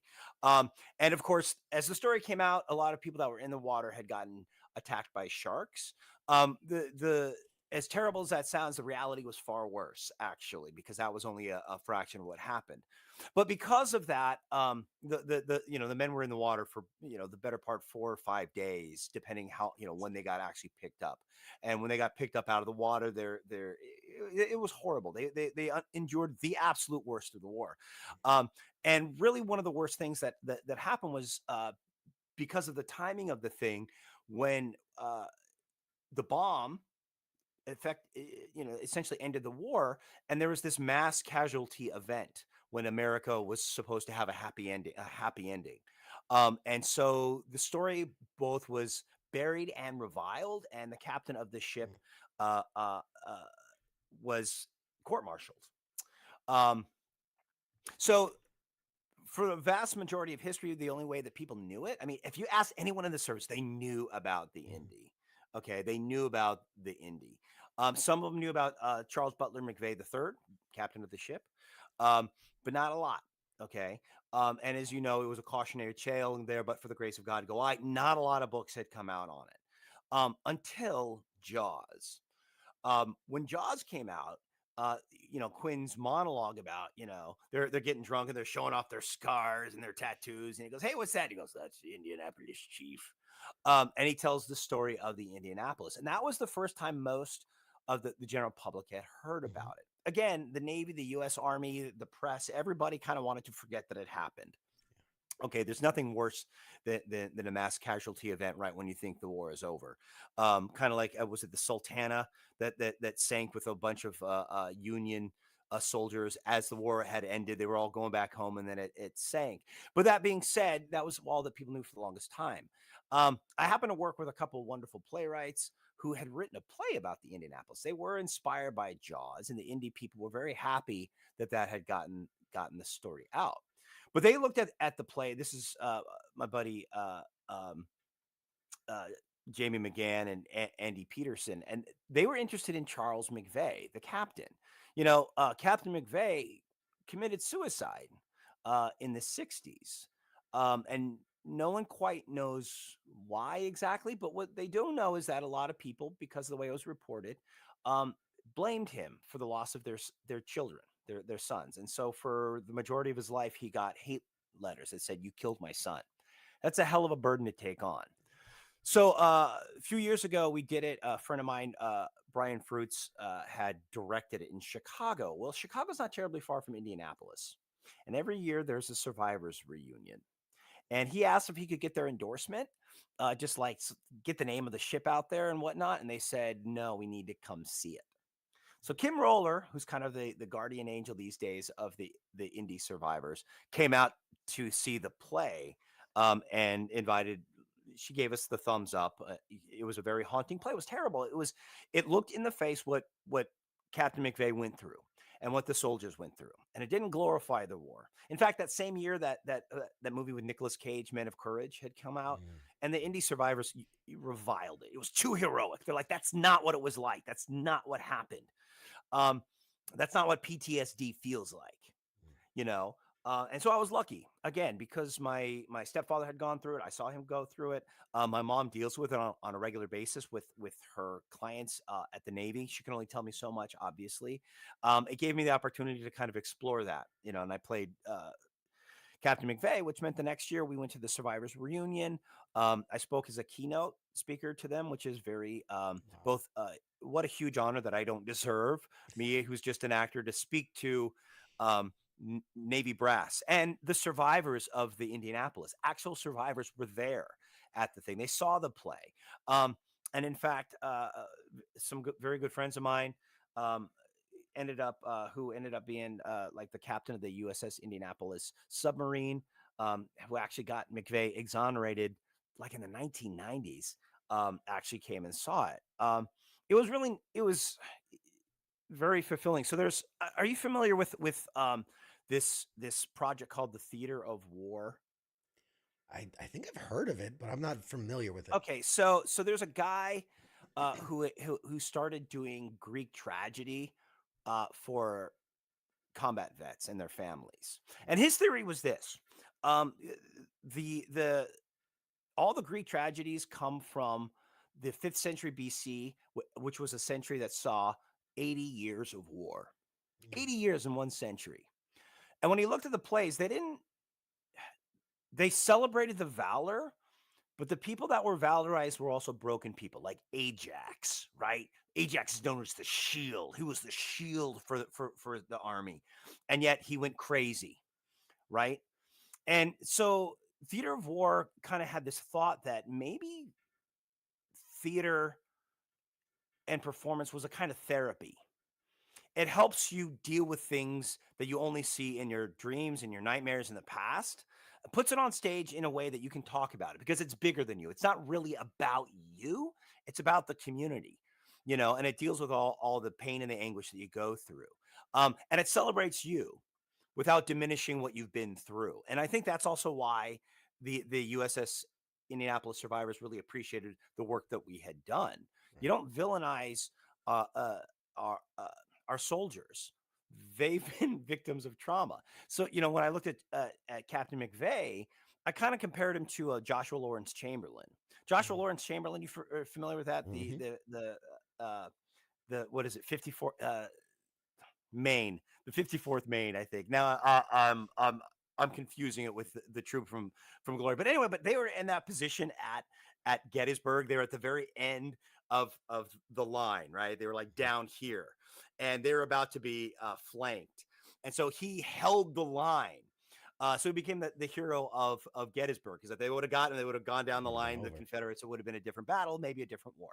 But late in the war, he got a wound. I think it was at Petersburg. And he didn't survive. He survived the wound, but it never healed. And as it turned out, when he finally died in the 19 odds, he actually died of that wound. So when Captain McVeigh took his own life, he really was still suffering that wound from the Indianapolis, and that's what killed him. Was the sinking of the Indy. Absolutely. Absolutely. That's a long answer to a short question, but that's sort of why I have a deep appreciation for what our men and women in uniform do. That's and beautiful. How I've always I try, instead of just doing fictional heroes like Power Rangers and stuff, we try to find ways to actually celebrate and tell the stories of our real heroes. But we're unworthy to do that. Nobody can do that but our heroes. No, you know what I'm saying? Everything you said, it hits home in such an amazing and true way. I'm a person who served, did heroic things, whatever. I did my job. And, you see all these things all the time. You see Lone Survivor and Saving Private Ryan and Black Hawk Down, which, again, well, not Saving Private Ryan, but for the most part, they're true stories, heroic, valorous, amazing things.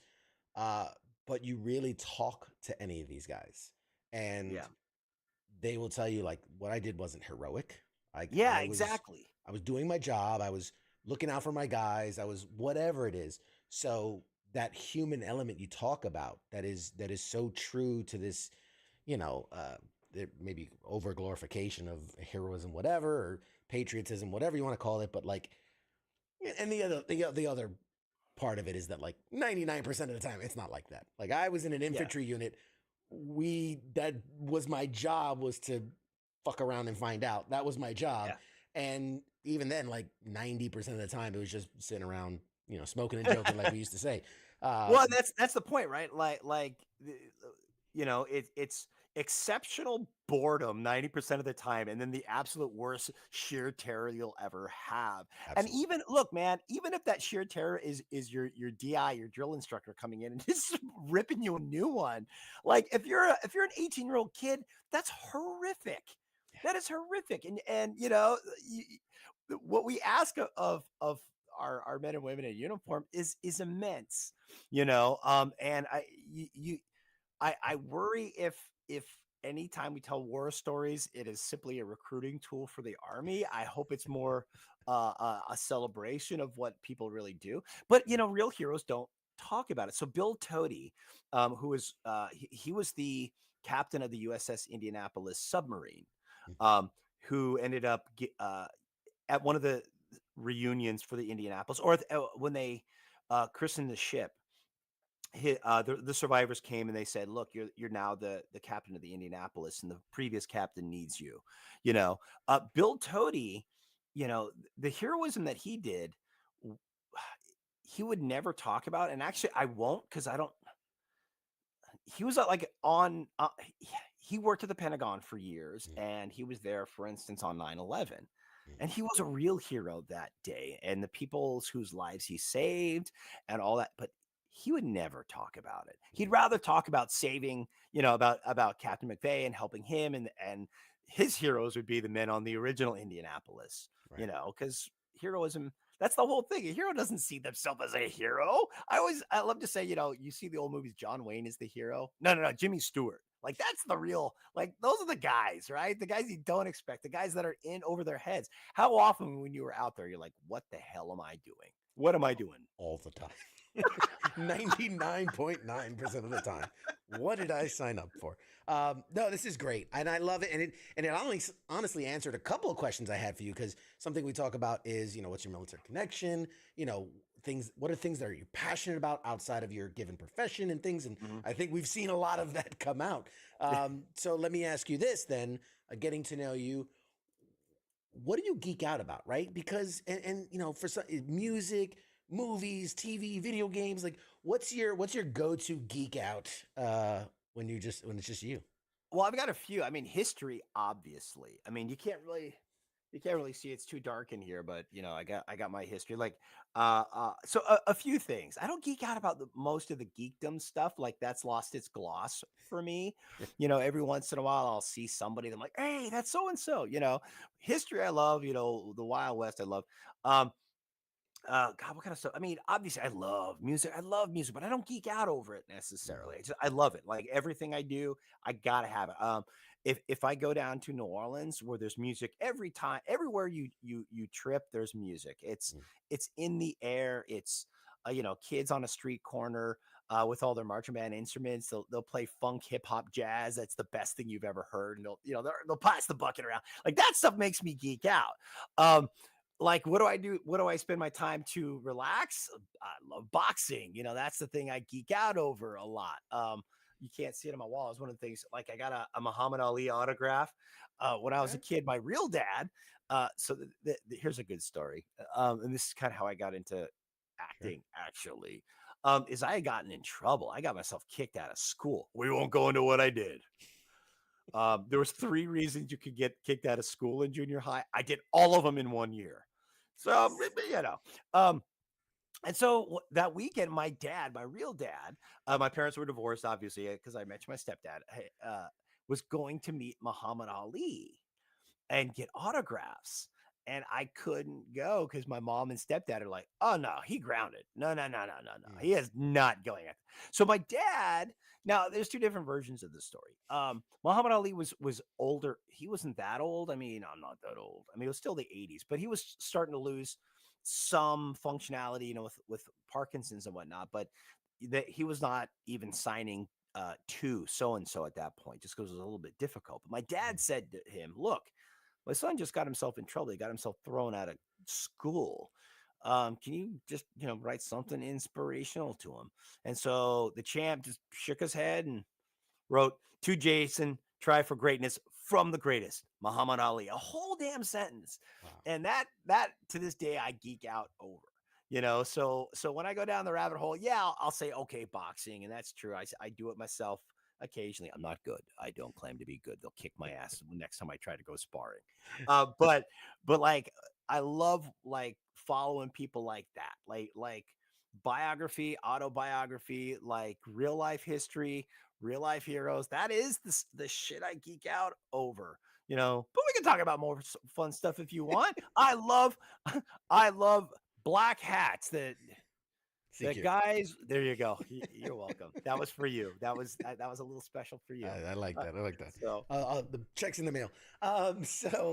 Okay, last one, just because, again, I love to get a sense of people. And so, random question: if you could have any superpower, what would it be? Why? And would it be used for good or evil?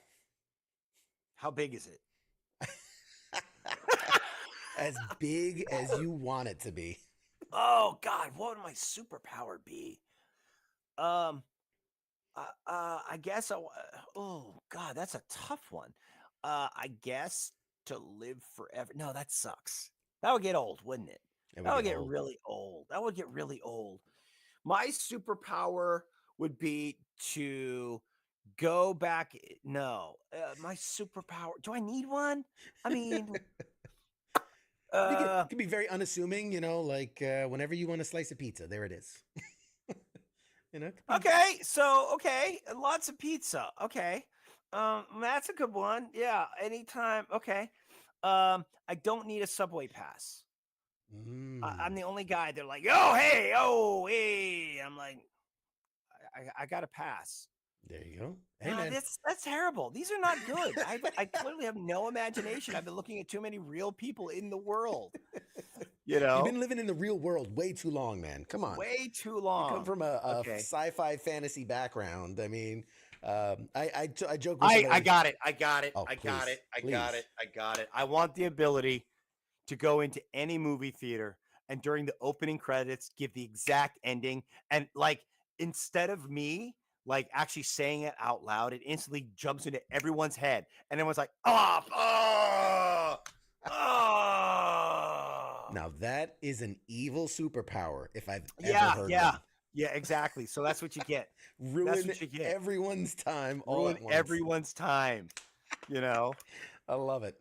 I told somebody, I said, stupid superpower, instant clean. Like I don't want to clean up anything and just clean and just so not use it for anything other than I would do. Yeah, I clean. guess all my powers would be for the opposite because I would love to go into clean spaces, and the moment I step in, it's just a total shit show. Just leave a mess behind you. I love it. Yeah, but like places that deserve it, like Urban Outfitters or like some place like that. Abercrombie and Fitch, just they tornado follows you. Just tornado, exactly. I love it. There you go. I love it. Okay, so obviously, let's talk a little bit about Power Rangers because again, Power Rangers, Mighty Morphin. Does it ring a bell? No, it's old. It's really old. Okay, all right, okay. Well, I mean, like I said, I like history. There you go. Let's talk some ancient history now. How did you first get involved? Like, how did you find out about the role? How'd you get the role? And what was your kind of initial impression of the character of Skull? Well, I mean, I got it. So I had auditioned originally at a cattle call, and I was auditioning for Billy, which I was kind of insulted. I'm like, I'm a nerd. I'm not a nerd. I didn't get it. I'm like, oh man, I would have killed to be a nerd. So then I got Skull. Skull was great. So they recast the character playing Skull only a couple days before they were going to start shooting the original episode. And so they called me in. I did a lot of improv at that one. They called me in for the callback, and it was just me and Paulie, and we improvised the hell out of it. We hit it off. So that was great. That's how I got the role. Was really our improv skills and the chemistry, because we were a couple of idiots. I love the character. Are you kidding me? Oh my God. He was the shithead I always wanted to be, but got thrown out of school for being. He was a caricature of my worst id. Literally id, by which I mean id, vicious. So like I he was a punk. I kept him as a punker. I did look like Ducky Dale sometimes, but really the black hair and the spiky hair and all that, the greasy, that was all Sid Vicious, although there's a lot more Johnny Rotten in there than you think. And it's funny because when I look back on it, one of the great things is even at the age of, even though I was playing a character, you lack, what's the word I'm looking for? Self-realization. He was a harmless chipmunk. And I thought I'm like, yeah, I'm being the punker I always wanted to be. Yeah, I'm a total dick. No, I was a pussycat. And that's kind of the funny part about it. That's the meta theatrical part of it. That was funny, right? The postmodern part of it. It's like, you don't know what an idiot you really are, Narv. Like you think you're tough, but you're not. You're just not. Yeah. I don't know why, but I'm envisioning. Did he ever have like a spiked collar? I want to say that at some point there was a spiked collar because it's such a vivid. Of all the things that I can't remember, there are days in my service I can't remember, but I can vividly remember Bulk and Skull in my mind, and it's crazy that's spike collars all the time. Are you kidding me? That was all the time. At one point, I was dumb enough to get what do you call it? A choking chain, which is, like which I didn't realize. I thought it looked cool with the spikes on the outside. I'm like, oh no, I'm wearing it wrong. You're supposed to wear the spikes on the inside. Yeah. Which I'm like, holy shit, why would you do this to a poor animal? That hurts. I mean, I've met some pit bulls. I'm like, okay, well, I'm sorry, some chihuahuas. They've got thick skin. They can handle it. We're sensitive. So you touched on it, and I gotta know, because the chemistry between you and Paul was amazing. It was dynamic. I mean, how did you guys develop that? I know you just said like it was kind of there for the moment, but how did you capture that lightning and then keep it going for as long as you guys did? How do you capture lightning in a bottle, baby? How do you do it? Well, here's the thing. So Paulie and I both had backgrounds in doing theater, right? So doing theater means we were used to being, working at, long hours at one thing and playing with characters. And sometimes we were not always. Look at us. Look at that nose. You see that? Can everyone at home see that? Like, that is not leading man material, okay? And I don't know if you've seen Paulie, but I mean, not leading man material. So that being said, like, we're not doing theater for 120 hours for one production, playing like the good-looking guys. Hi, like, I never played Romeo in my freaking life. I was always, the shithead. I was Tybalt, or I was Mercutio, the goofy guy. And so those hours and hours and hours of playing the goofy guy and having that work ethic of how do we work the goofy guy and find something else more interesting and more fun and more interesting. We shared that vernacular, and that's pure luck, right? That's pure luck. And one of the reasons that they replaced Skull was because, they had filmed a pilot, and they sold the show. The guy that played Skull was a stuntman, because, Paulie and Bulk and Skull were bullies, and so they were going to fight, and they were going to be legitimate baddies. And Paulie could do stunts for a big guy. He had done stunts. He was a stuntman for Louis Anderson. Like, he did stunts for a commercial for Louis. And but what they realized is that Paulie, they're like, well, we should make the bullies a little less menacing, and so let's make him a little more funny. Where Paulie knew how to be funny, and he knew how to act, right? And the other guy was a stunt guy. Nice guy from what I understand, but he looked menacing, and he was bigger than Paulie. Like, Paulie would be like, hey guys, and the other one guy would be like, hey guy, hey, yeah. Like he was like way taller than Paulie. So sorry, I have consumption. So anyway, so that being said, so Paulie, they made him the lead because he knew how to do these sorts of things. And so when they defaulted and they found me, it worked. And I'll give it to them. They knew Paulie well enough at that point. Actually, I don't know how long they had been rehearsing before they brought me on. So they brought me on. My audition was on like a Wednesday. My callback was a Thursday. I was there Friday for costume fittings, and it was me and Paulie and the other 6 Rangers. That's how quickly they were working. You hear stories about like, hey man, TV, they got to turn it over quick, but that's moving lightning fast. Well, I think the reason they had to do it is because they were filmed. So the first scene that I shot, so they had scheduled the scene, and it was just Skull and Trini. And I don't know if it was because of the scene, but in the scene, I'm supposed to pin Tui to the juice bar. Like, wait, here, you'll be a POV. Hey, baby, how you doing? Which, see how you laughed? Yeah, you wouldn't have if it was Bobby, right? Yeah, Bobby. That'd be scary as hell. So I think that's why they're like, well, we got to replace this Skull guy. We got no more time because he's working by himself. It's not Bulk and Skull the first day. Yeah. So wow. That's incredible when you hear that. And I'm curious, obviously, again, the two of you in that cast with all these people, what's maybe something, do you have like maybe a memorable prank that you guys did, or, something that, you tried to pull on the other Rangers and the thing, or give us a good story here. It was called Season 3. Okay. Yeah, I mean, there were so many pranks. How do you pick just one? and a bunch of 18-year-old shitheads on a set. I got some. I mean, Frank was, he played plenty of practical jokes. I do remember when Kat was there, we had a whole slew of like a week of practical jokes, just nailing Kat, because she was the new guy on the set, right? And like for instance, like, wait, was it Kat or was it Steve Cardenas we did this to? They look so much alike. Very where interchangeable. we took I think it was Kat or was it Steve? Whoever it was, we took all the furniture out of their dressing rooms. They go to the dressing room, there's nothing there. They're like, the fuck? I think we left one hanger, just one hanger sitting there. And then they're like, what the fuck? And they had to go to set. They go to set, they come back, and we took all the furniture from all the other dressing rooms and put it in that dressing room. So they couldn't get it in the motherfucking Narvy.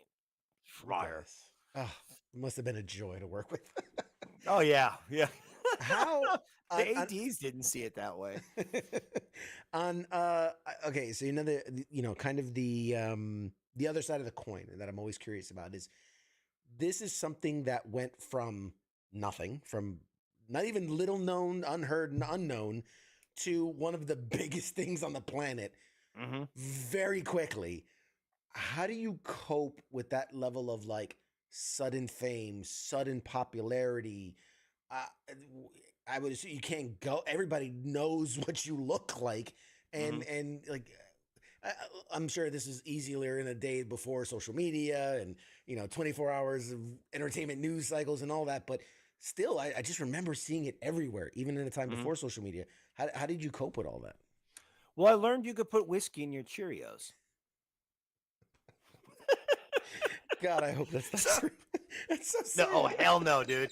Hell no. We worked far too much to have any good habits. I mean, good habits meaning taking care of yourself, or good habits like, hey, woo, like none of that crap. It was weird. It was a cluster. I mean, it was a real. It screws with your mind, right? When you can't go to McDonald's without getting mobbed. We'd go to McDonald's. I'd have my little sister go get me a Big Mac. I'm staying in the car. I couldn't go to Disneyland without getting sorry. I couldn't go to Disneyland without getting pinned down. But there was a couple things that kind of keeps the ego in check. For instance, at probably one of the trips at Disneyland where I was frequently getting mobbed, I went into my family was in line. I think I was there with my little sister, my parents, maybe even. I think. But I remember going into one of the stores at Disneyland, and I went to buy something. And there was somebody at the counter, and they had just bought an autograph book. And they turn around and they look at me and they go, "Hey, can I get your autograph?" I'm like, "Okay." Oh no, they said, "Can you sign this for me?" That's what it was. "Can you sign this for me?" I went, "Oh, yes, of course. Who would you like me to make it out to?" They said, "Could you put to Jimmy from Donald Duck?" Excuse me? They're like, "Yeah, this guy here, I bought the autograph book for my kid who couldn't make it down here. They won't write Donald Duck for me. I can't find Donald Duck around here. Can you just do it for me, sir? I'd appreciate that." I'm like, "Sure." Go There you fuck go. yourself, Donald Duck. Donald Duck. So that was the sort of put your feet back on the ground. Nobody's special, But I mean, it was weird, and it was one of those things where we knew that it was a phenomenon, but we were also in a lower demographic, right? We were kids, not the adults, and so it was easy to keep our ego in check, but the pressure was there. I remember, so we hit it off. We became a hit the moment we premiered, and we didn't come down for years. And with numbers that nobody's ever seen, still hasn't ever seen. I think at some point we had like a 90. I'm not exaggerating when I'm like, we had like a 90. Shit, we may have had like like upper 90s, like above 95 percentile of viewers in that demographic at that hour, like we're watching. That's unheard of. It's obscene. And so, but we went through this season, you know, as it got bigger and bigger and bigger and bigger. And when the season was over, we were all like back to being broke. And then when the next season, when we came back, they needed over Christmas. They're like, well, you guys shot 40 episodes, which is great, you know, if your family ties, but you guys are on every day, so that's not enough. You got to get back in the studio. So here it is, Christmas, and we have to go back to start filming things. And I remember the first day back on the set. So we'd all become big. We all knew we were not coming down. And when that Christmas came around, we became even bigger because of the merchandising, if you recall. And so I remember going to the set, and I'm going to the men's room, and I'm walking into the bathroom, and I won't name names because I don't really blame the person. Oh, and I was in the men's room, and the door flies open and slams against the wall. And one of my fellow actors yells at the AD, "I'm going to the bathroom. I'll be back on set when I'm back on set." I'm like, and so, you know, we're standing at the urinal. So it's like that out there, is it? Yeah, man, it's like that now. Because like now all the pressure was on. It was on. You know, so finally we felt in the first season, we all felt that we were playing movie star. Now someone got the impression that we were. And that was a different beast because now you have responsibilities. Now you think you can get more money than you can. Now you're hoping for the next big thing. Now you're wondering if you're getting screwed. Now the network wants more from you. Now they're asking more hours. So it was a different ball game, you know, that I didn't expect my first year of acting, you know, and we knew it wasn't coming down anytime soon. And that was the kicker. You know, that was the kicker. Not thinking we're going to be unemployed in 6 months. Yeah. Speaking of which, and this has always been something I've thought about because obviously a big part of the history of the Rangers is that there's a lot of turnover.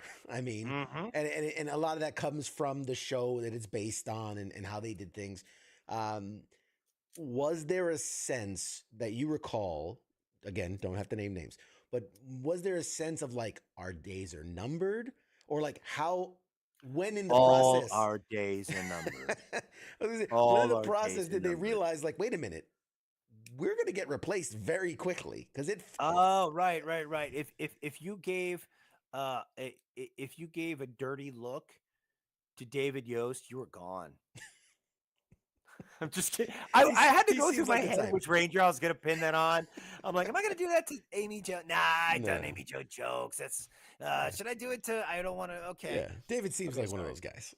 Yeah, nah, David's cool. No. So David used to live up the street from Paulie, in Hollywood. David was wonderful. David's actually a very shy guy. Yeah. Okay, he's a very shy person, and so we would go to his apartment when we weren't shooting, which was rare. But I'd go crash at Paulie's because Paulie was 21 and he could buy booze. No, we go hang out at Paulie's, and then we'd get all boozed up and we'd go down to David's apartment. Like, hey, Dave, how you doing? Oh, you gotta be on the set at 6 o'clock. So what does that mean? You gotta go to bed like you should be in bed, David. Hey, no, let me. I'm gonna tell you a story. No, but actually, the way it would go is we'd go down there all shitty drunk, and we'd hang out at his house. And after being there for a couple hours, we'd be like, "So when's the next time you shoot?" He goes, "Oh, I'm shooting tomorrow." And we're like, "Why didn't you kick us out?" He's like, "I enjoy the company." Yeah. Like I'm late for the set, but I'm just having a great time. I'm enjoying it. He's a sweet guy. Well, yeah, of course. Okay, so Paulie and I always thought we could get fired. I mean, that's why we worked our asses off because we weren't the heroes. We figured we had a little bit of job security when they decided they were going to put Bulk and Skull because we were only in 4 episodes to begin with. So, but then they went back and reshot most of season 1, and put Bulk and Skull in every show. That was because Paulie and I, we didn't realize how sexy we were. You had the juice. Yeah, we had it. And the Rangers just didn't. They just didn't, I have to tell you. There you go. No, but so we always felt we were replaceable. But when Walt, Tui, and Austin were replaced, that kind of sent a cold chill up our spine. But We were told by the management, and they're like, okay, look, original cast won't go anywhere until you want to. So there was that. So our biggest concern always was being canceled. Was getting canceled. And, yeah, they may replace you at any given point, turn you into a chimpanzee. But yeah, so there was that. Well, yeah, so there was that. So the idea of turning over the cast every season was a later thing. Right.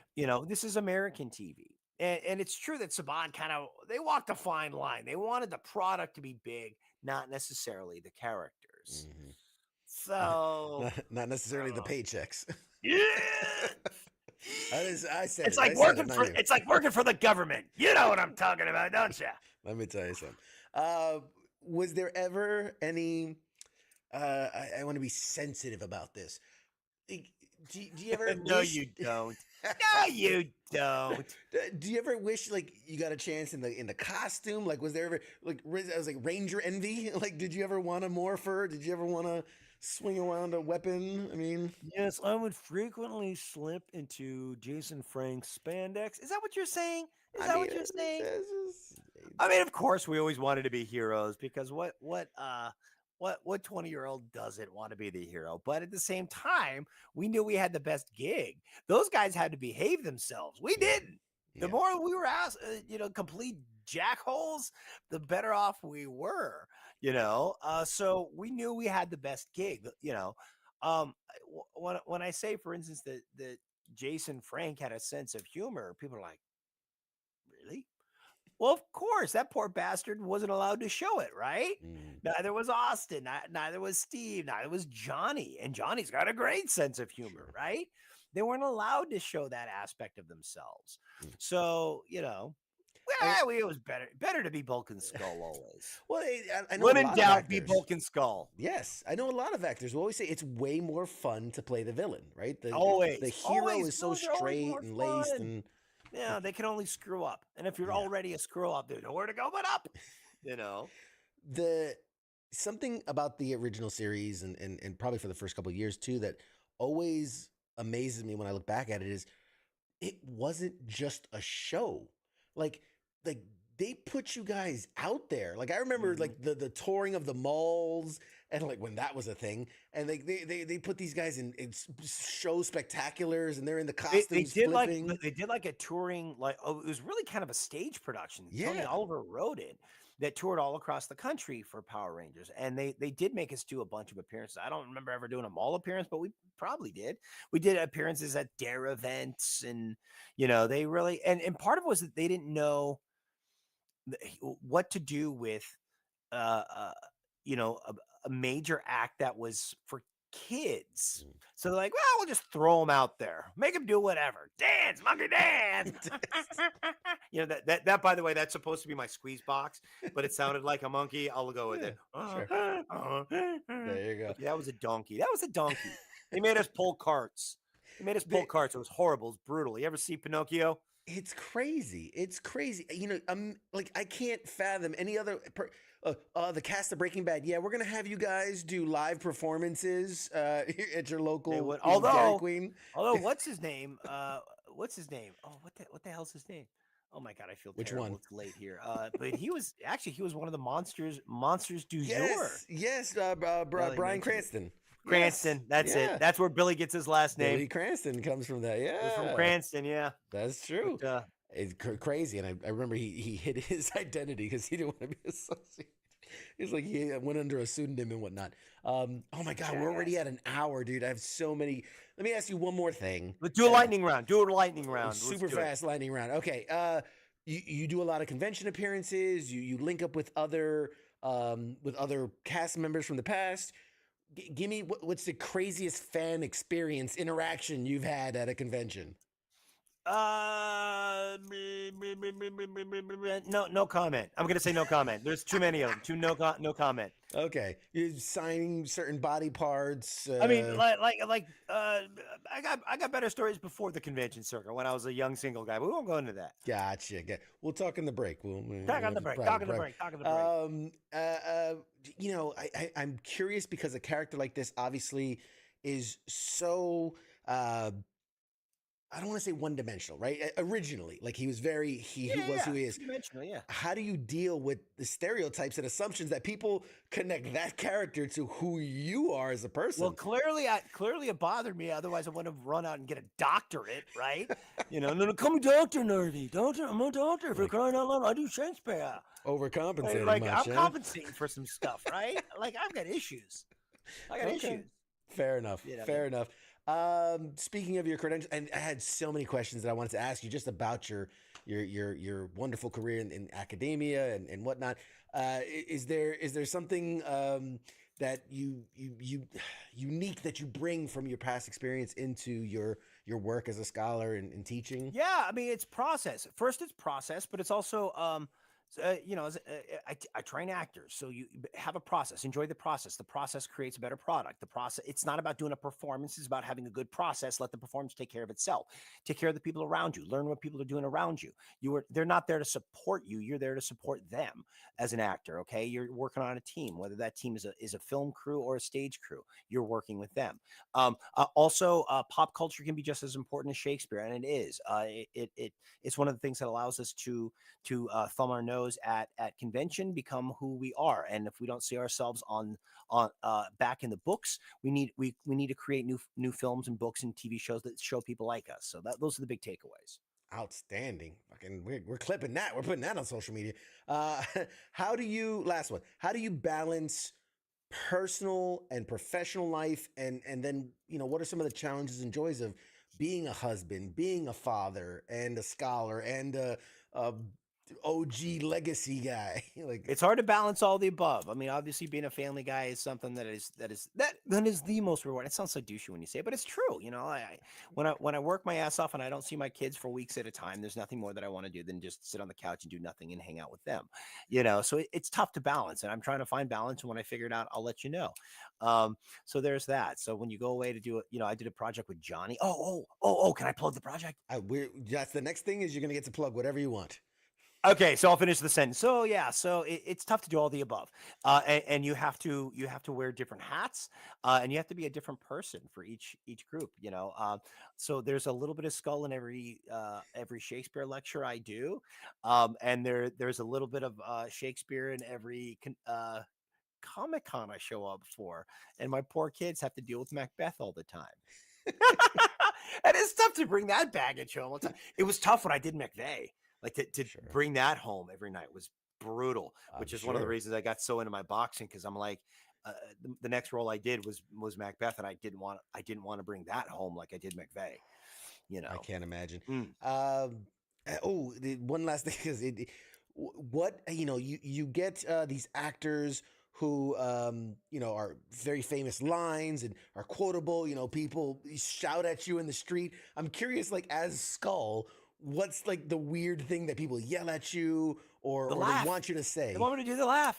Oh. It's the laugh, the laugh, I don't even know if I can do it anymore, for crying out loud. It's a whole different guy that did that laugh. It's a different world. Back when I was here, I'd do the laugh. Yeah, hundreds of packs back then. Yeah. All right.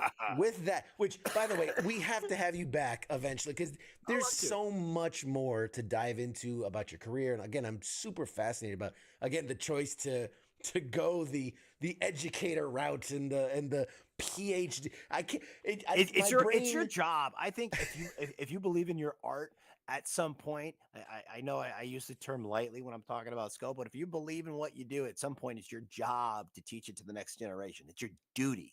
For crying out loud. That's what you got to do. Absolutely. Oh God, words to live by. Preach, man, preach.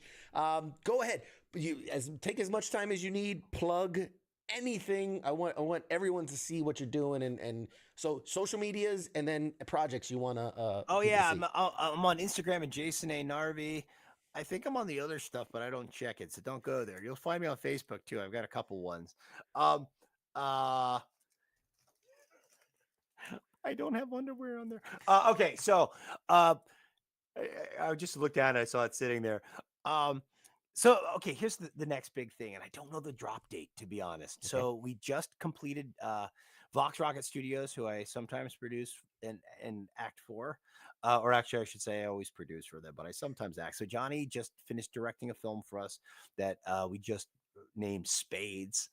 We just dropped the trailer a couple weeks ago. We just got the first edit through. So I play James Bishop, a cop who's tracking down a vigilante. I don't think I should give away too much. There's some cool stuff I had to do. Johnny tried to give me some military training on that one, but you go check it out. It's a good film. It's a dark whodunit action anti-hero superhero film. Oh, Look for it. Spades, directed by Johnny Youngbosh and starring Jason Narvy. Oof, I'm excited. When I cut all this together, man, I'll throw the trailer in there. We'll do some fancy editing and whatnot, but that's exciting. Definitely want people to go follow you on your social medias. And dude, we got to have you back down the line. We got to do a part 2 because I love what you do. I love what you do and who you do it for. So that's why when you told me, I'm like, dude, because I don't like all that stuff I'm trying to balance. I don't have time to do a lot of these days, you know. So I'm like, hell yeah, for this is worthwhile. So thank you for let me be here. Thank you for letting me do this. This is awesome. And honestly, everybody's been like, you have people in the chats that are like, can we replace the co-host with this guy? like you. Who's the co-host? It's not Mike, is it? He's a Marine. He'll Mike. kick my ass. Man, he'll kick my. Don't say that, people in the chat. Don't say that. He's coming for you. He's coming. He's outside right now. He's outside your door. Everybody, this has been the absolutely incredible Jason Narvy. I want to give you the last couple seconds here to say goodbye to the audience. Say your piece, and then we'll toss it to a break. All right. Well, hey, I guess this isn't goodbye, but farewell till we meet again. Hasta luego. Bonjour. Bonsoir. I feel like I'm making love to the microphone. All right, love you. All right, but hey guys, thank you for all you do. Seriously, nothing but mad admiration. See, I'm even hitting my head. I'm so excited by what you do. But thank you guys for everything you guys do. So it's an honor to speak to all you wonderful vets and servicemen and women right now. So thank you. Oh man, you're incredible, dude. I can't wait for part 2. We'll bother you next year. We're not gonna bring you back too good. But all right, guys, this has been Jason Narvy. We'll be back with more right after this. Peace.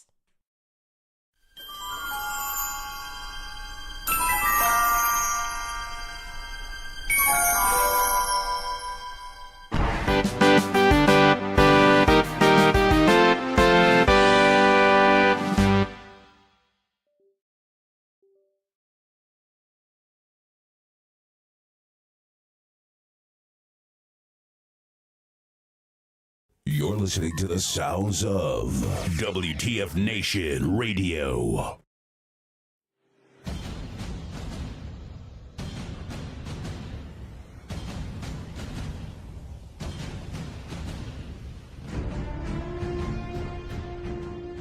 Hey, you there?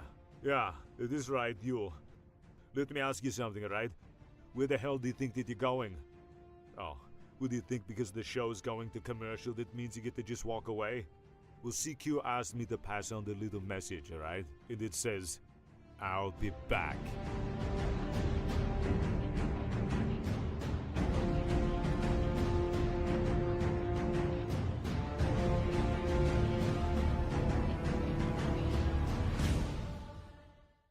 After all I've done, after all I've done.